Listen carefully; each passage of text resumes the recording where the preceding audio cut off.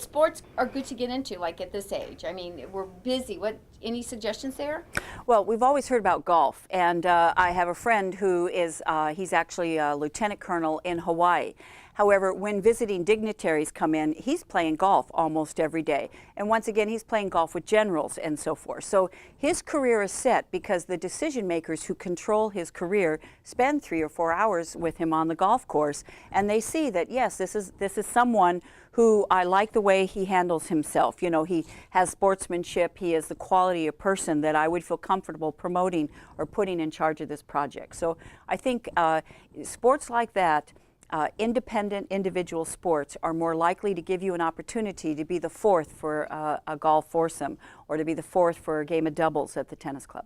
You know, I always think that's interesting. I think women are more reluctant to go into that because we're very hypercritical of ourselves, and we always worry that we're going to embarrass ourselves somehow. So what do you do to get over that fear? Because I've always been kind of intrigued about maybe taking golf, but I'm just afraid people be over there going, you know, laughing at you. See, I'm glad you're saying that because I'm actually learning a sport at this stage in our life. It actually takes a lot of ramp-up time.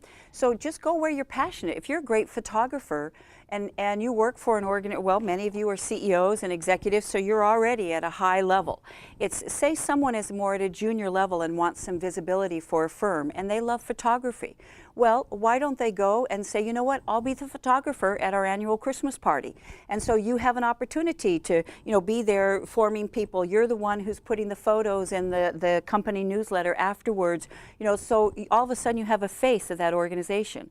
I had a client in San Francisco who worked for a law firm, and she was very junior, and she thought, I'm just a cog in a wheel here. My decision makers, they don't even know my name. I'm one of many. So I said, well, what do you love to do? And she says, well, I go to courses all the time. I go to continuing education courses. I go to Learning Annex. I said, well, why don't you put on a brown bag session once a month? That big law firm has a room like this that sits empty a lot of the time. Why not? And not just for the law firm, why don't you do it for all the organizations in the building? Because you can and it gives you legitimate access to anybody in the world. Someone sailed around the world, well, you can get in touch with them. Maybe they'll do a brown bag lunch in this room. Now, it not only reflects well on the law firm, but you're getting nice community relations for all the other companies who know you exist, who think favorably of you because you're contributing to the good. And guess who's up in front introducing the people? Guess who has carte blanche, legitimate opportunity now to get in touch with the president of the newspaper, the president of the local college. So it just catapults you. What do you love to do? Figure out how you can have a high-profile leadership position where people have a chance to see you in action, doing what you love in service to others, and the world is your oyster. So in integrity. So that's great. So there really is a solution. Find your passion. Stand on that passion and share that passion for the greater good, which gives you entree. So you don't have to be a tennis player. You don't have to hit the golf ball, which I wouldn't miss it anyway. But, do what you love to do. I think that's incredible. So I challenge everybody in this room today, when you leave here today, touch that. Find that point that gives you the opportunity to connect. And it's not hard to sell.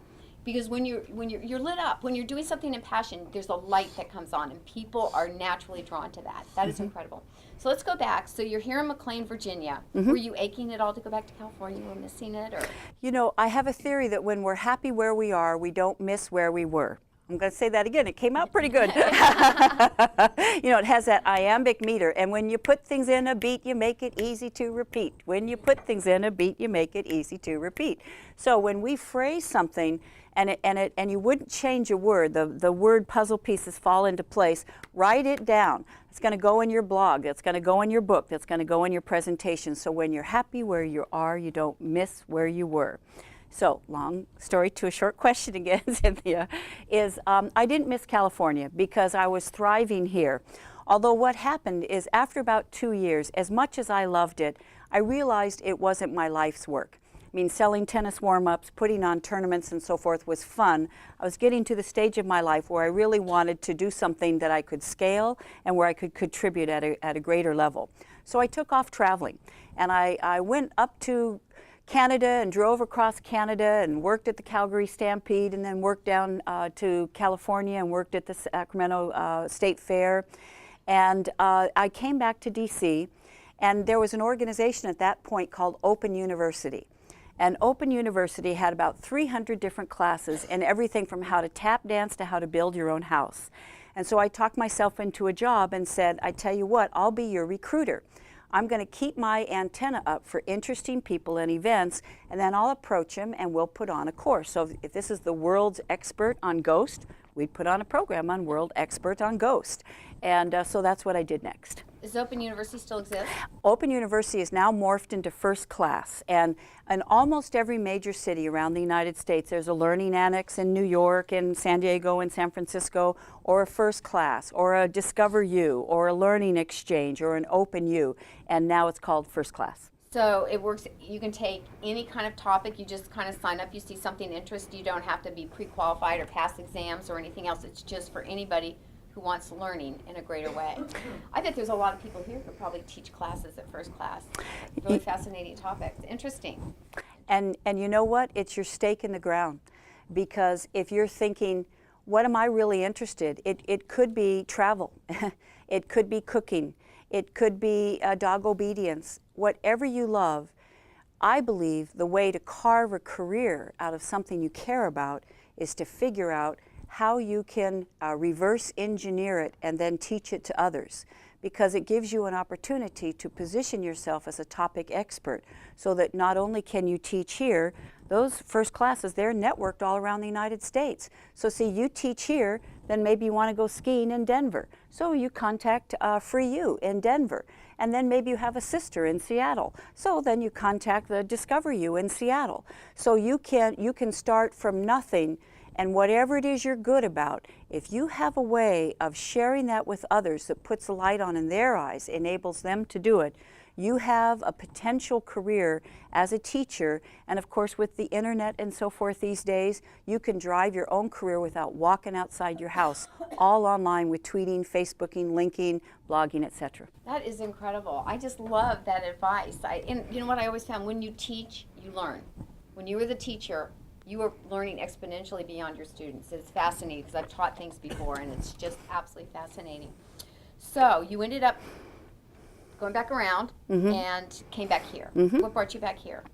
What brought is I loved this area, and I knew about Open University, and I knew Sandy Bramer, who is head of Open University there. She's a real visionary, and so I had an opportunity to work there, and we really did have great fun. I mean, we would take bus trips to Pimlico, to the Preakness. I mean, we'd had great fun, and after working there for a few years, I ended up getting married, and my husband knew that I loved sports, and so we moved to Hawaii. And so that's what got me back to Hawaii. And after a year there, I was lucky enough to have my son Tom. Can I tell one of my favorite stories about Tom? You may. It's I'm worried you're not sharing very much, but we'll get through it. How many of us are parents, by the way? Okay, so this is mostly women, so I'll share something very personal I don't think I've shared in public before. I've shared with a few close friends. You know, some women, even from a young age, they know they want to be moms. It's just internal. It is a force. It's a drive. It's a natural urge within them. And I did not have that natural urge compelling me to want to become a mom. In fact, a friend of mine, Diane Gerard, and I went to lunch, and we had a conversation because we didn't know if we would be quality moms, because we didn't see ourselves fixing chocolate chip cookies. You know, we didn't see that as our end all, and we thought, do we have the right to become mothers if we're not going to be apple pie moms? And then we decided that we wouldn't know if we didn't try, and that we would be conscientious about moms, and we would commit ourselves to being the best moms we could. So we're walking out, and we realize we both stop in our tracks at the same time, and we realize what hubris that was. That we thought, well, yes, we're going to become moms, like the decision was ours. Well, I was lucky enough to get pregnant, and Diane actually ended up having endometritis, and there's a story there. If we have time, I'll go into it. However, Tom Horn was born on Labor Day. Ha ha ha ha. Real sense of humor, that kid. And it ended up being a difficult delivery, and so they finally ended up knocking me out. And I woke up in the room, and I'm looking around, and I hear these wheels. Clackety clack, clackety clack. And something starts welling up in me. And this bassinet came around the corner and started in my room, and I knew beyond a shadow of a doubt that that was my son. And you always hear the saying that we were flooded with emotion from our toes to the tip of our head. Something went, and that mother instinct showed up big time on the spot. You know, and nature provides. And one of the most wonderful blessings in my life is to have had the privilege to be a mother to my sons Tom and Andrew. That is so touching. It makes me want to cry. I have to share that is very much my same journey. I got an F in home ec, but an A in shop. You know, I was that girl. Hey! Yeah, I know. But, and my mother just would shake her head because my sisters were very, very motherly and nurturing, and I didn't really have that gene. And I was worried too about the same thing. And the day that I had my first child, which was my son, who weighed 10 pounds, by the way. So he was the biggest baby in there in intensive care. My mother said, "I'm embarrassed. He's sitting up." They're all little tiny ones. But the moment I met him, I never felt the love, this instinctual love you have for another being. I wouldn't have known it had happened. And I had the same thing when my daughter was born. It was that moment of passionate love that you didn't even know that you could have. It's the thing where you could say, a car's coming, my life will go down to protect my child. It is the most amazing journey, and I tell that to every new mother. You will meet somebody in your life who you will have love. It will be the love affair of your life as being a parent. And it is an honor and a joy, and I feel very much the same way about my children. So bravo to you. So I thank you for sharing that. I think that's really, really a beautiful story. It really is. So now you're a mom in Hawaii. That's a pretty cool place, I think, to have two boys.